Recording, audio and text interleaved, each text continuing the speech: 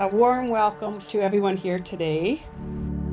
I know some of you have traveled a very long distance to be here for these two very special people about to commit their lives to each other. A boy who grew up in Tanzania and a girl from the far north of Canada. It had to have been a magical force that brought you two together.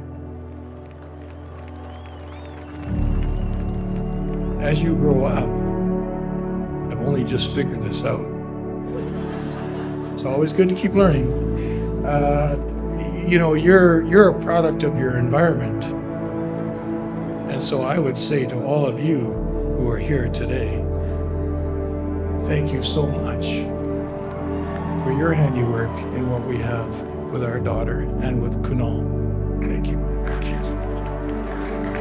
By the authority vested in me by the government of Yukon and in the presence of your family and friends, it is my great pleasure to pronounce you husband and wife. You can now kiss the bride.